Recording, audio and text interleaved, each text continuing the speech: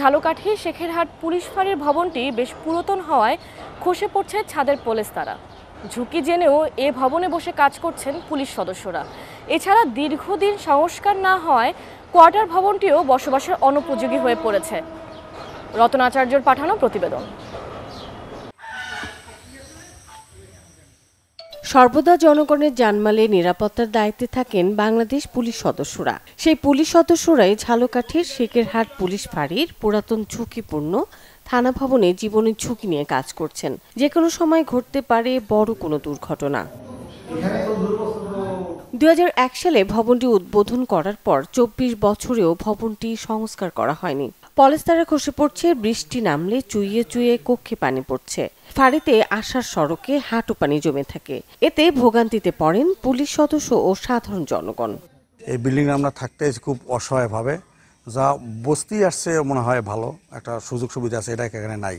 আমরা এখানে বৃষ্টি পড়ার আগে, বাইরে পড়ার আগে আমাদের মাথার উপরে পড়ে এবং ঝরঝরা করে বালু চোখের পরে আমরা তিরিফল বা পলিথিন দিয়ে আমরা রাত্রি যাপন করতে আসি এবং খুবই কষ্ট হচ্ছে। বিল্ডিংটার এমন অবস্থা, না পুলিশ থাকতে পারে, না এই জায়গায় বসবাস, অ্যাক্সিডেন্ট হইতে পারে, যে কোনো সময় চুরি পড়তে পারে। এখন এর দায়িত্ব কে নেবে?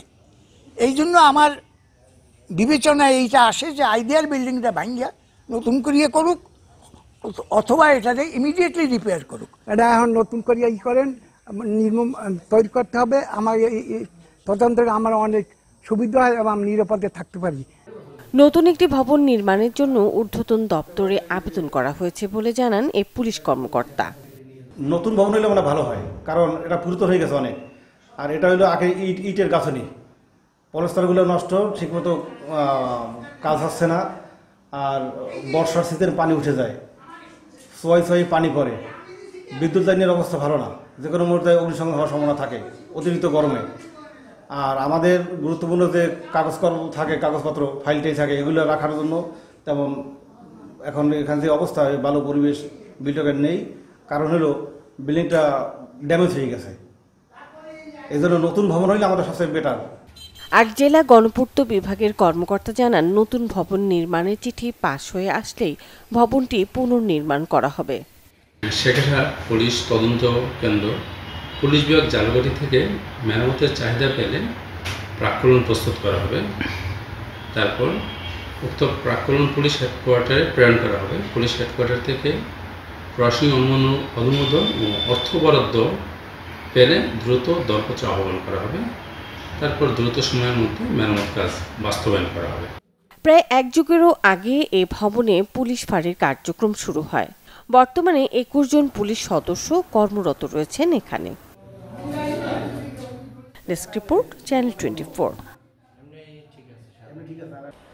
দেশের সবচেয়ে বড় ভাসমান কাঠের হাট পিরোজপুরের স্বরূপকাঠিতে, যেখানে প্রতিদিন লেনদেন হচ্ছে কোটি টাকার গাছ। তবে প্লাস্টিক সামগ্রী বিস্তার এবং সড়ক যোগাযোগ ব্যবস্থার উন্নয়নে হারাচ্ছে পুরাতন জৌলস। কাউসার হোসেন রানার প্রতিবেদন, ছবি তুলেছেন শাকিল হাওলাদার। আজকে আমরা এসেছি দেশের সবচেয়ে বড় কাঠের হাটে, যেটি বরিশাল বিভাগের পিরোজপুর জেলার স্বরূপকাঠি উপজেলায় অবস্থিত এবং এটি স্বরূপকাঠির সন্ধ্যা নদীর পাড়ে বিশাল এলাকা জুড়ে এই কাঠের হাট।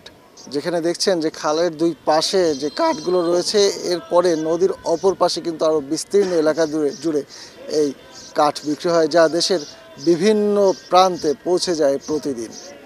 চলুন দেখা যাক কারা এখানে কাজ করছে, যারা ব্যবসায়ী তাদের কথা, আর যারা কিনছে তারা কি বলছে।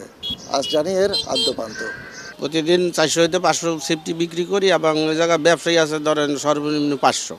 এরপর আরও যারা আসে নেতে এগুলো তো আর বলা যায় না। স্থানীয় বাইলে মনে করেন 400-500 মানুষ আছে এখানে কাঠের লগে প্রত্যক্ষ জড়িত।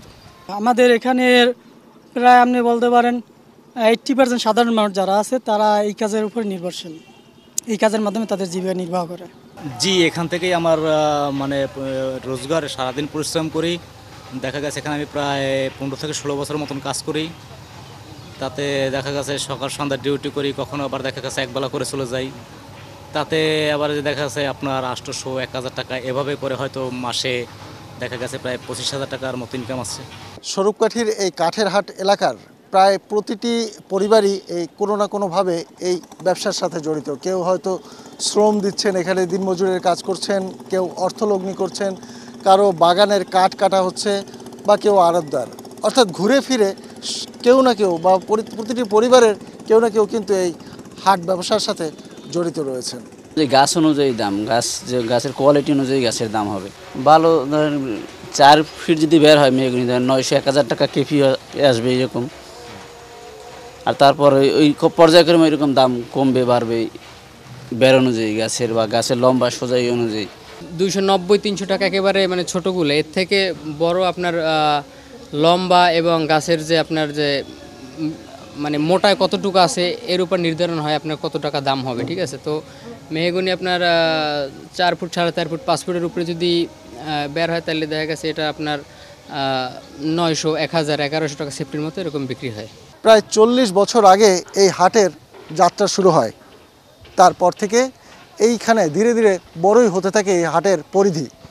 তবে একসময়ের সেই জৌলুস এখন হারাতে বসেছে। যুগের পরিবর্তনে মানুষ কাঠের উপর যেমন নির্ভরতা কমেছে, তেমনি যোগাযোগ উন্নত হওয়ায় এখন আর এখান থেকে যতটা কাঠ বিক্রি হয় তার থেকে স্থানীয় পর্যায়ে সেই হাটগুলো নির্ধারিত গন্তব্যে পৌঁছে যায়। ব্যবসা আগে যেরকম ছিল, ব্যবসার এখন মান খারাপ হয়ে গেছে। খারাপ বলতে আমাদের এখানে পটুয়াখালী, বরগুনা, তারপরে বরিশাল, বিভিন্ন এলাকা থেকে মাল আসতো। এখন আসলে মাল খুবই কম আসে। বিভিন্ন এলাকার থেকে পার্টি আসতো আমাদের এখানে কাঠ নেওয়ার জন্য। সব দেশি লোকাল কাঠ পাওয়া যেত, এখন লোকাল কাঠ একটু কম আসে। স্বরূপকাঠি ভাসমান কাঠের বাজার অনেক পুরনো ঐতিহ্য একটা কাঠের ব্যবসা। এখানে আপনার প্রায় শ্রমিক আছে 1000-এর উপরে, তারপরে আড়তদার সহ প্রায় 2-3 হাজার লোকের একটা কর্মসংস্থান। এখানে মানুষ ব্যবসা বাণিজ্য করে।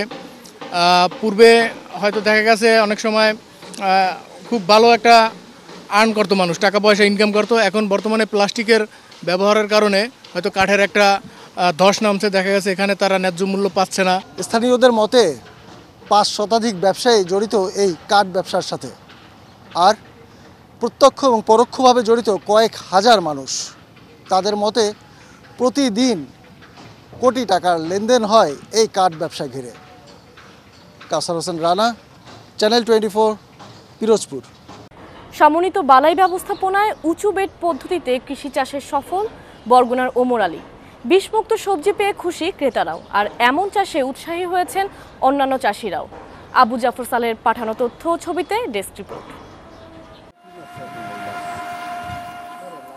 লাউ, ঝিঙে, কাঁচামরিচ সহ হরেক রকমের সবজিতে ভরে উঠেছে বরগুনার আমতলী উপজেলার আমরাগাছিয়া এলাকার মোহাম্মদ ওমর আলীর আবাদি জমি।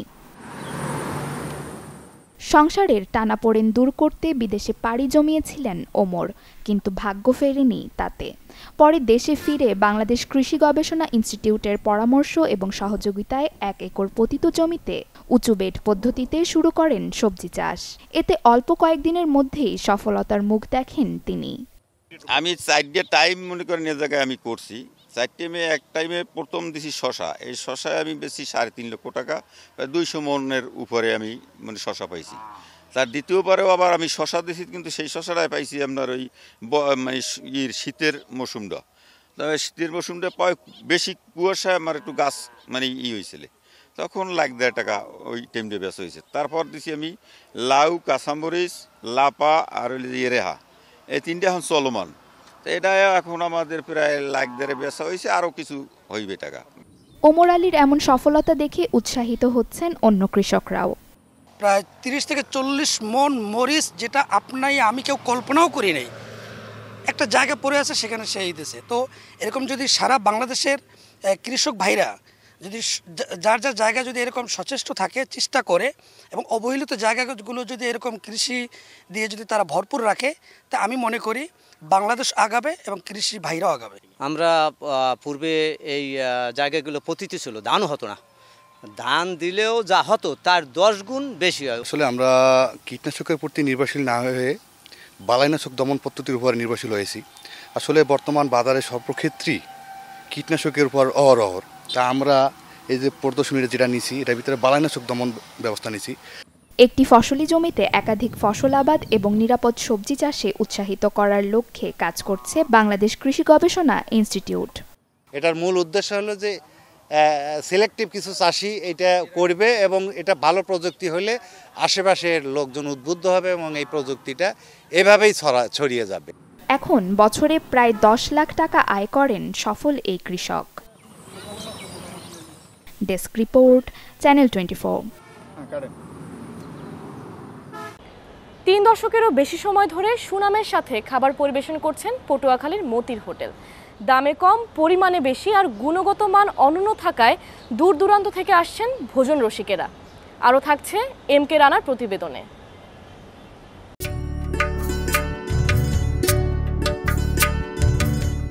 পটুয়াখালীর লাউকাঠি ইউনিয়নের বাসিন্দা হাসান মতিউর রহমান, স্থানীয়দের কাছে যিনি পরিচিত মতি ভাই নামে। শ্বশুরের পরামর্শে ছোট্ট একটি কাঠের ঘরে শুরু করেছিলেন খাবারের হোটেল। সময়ের সাথে অধ্যবসায় আর আত্মনিবেদন মতির হোটেলকে দিয়েছে একটি শক্ত ভিত। দিনের শুরুটা হয় ভোরে, শহর যখন ঘুমে, তখন রান্নাঘরে ব্যস্ত হয়ে পড়েন মতি ভাইয়ের জীবনসঙ্গিনী পেয়ারা বেগম। একাই সামলান পুরো রান্নাবান্না। পরিবেশনার দায়িত্বে আছেন মতি ভাই নিজে ও তার 2 ছেলে। পুরো পরিবারই এই হোটেলের চালিকা শক্তি। আমি ইনশাল্লাহ আপনাদের দোয়ায় পটুয়াখালীতে এই গোরস্থান রোডে একই জায়গায় একই এই হোটেল চালাই আজকে 30 বছর আর কি। আমাদের কোনো কর্মচারী নেই। আপনাদের দোয়ায় আমার কাস্টমার সব অফিসিয়াল, ভালো ভালো মনে করেন চেয়ারম্যান, মেম্বার, পুলিশরা যারা আছে, প্রশাসন, সবাই আমাদের খাবার নেয়। পরিষ্কার পরিচ্ছন্ন এবং সর্বদিকে ঘরোয়া পরিবেশে আমাদের রান্না হয় এবং আমাদের হলুদ মরিচ আমরা নিজেরাই কোটাই। আলু ভর্তা বানাই, ডিম বেজি, ওই গোশ বাজার দিয়ে আনে, সেই পাক করি, আমি নিজেই আর কি রান্না করি।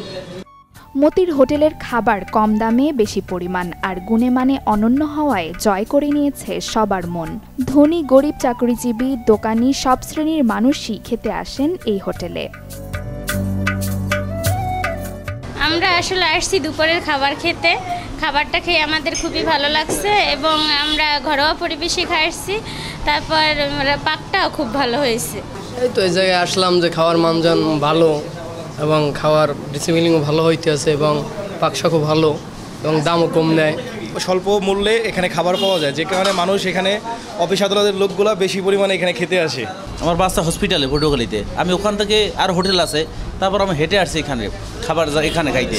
আমি আরও বেশ কিছুদিন আগে এখানে খাইছি, এখানে খাবারের মান অনেক ভালো।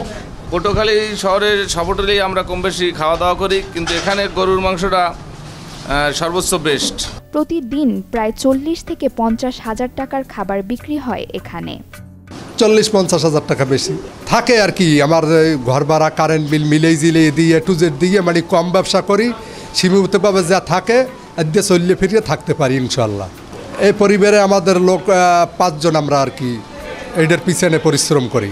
যে এটা খাইয়ে পড়িয়া ছেলে মেয়েদের লেখাপড়া করাইছি এবং মনে করেন নিজে কিছু মোটামুটি খাইয়ে পড়িয়ে ভালো আছি। ভাঙা কাঠের ঘর থেকে শুরু হলেও এখন পাকা ভবনে রূপ নিয়েছে মতির হোটেল। শুধু একজন সফল হোটেল ব্যবসায়ী নন, মতি হয়ে উঠেছেন এক অনুপ্রেরণার নাম। Desk report, channel 24।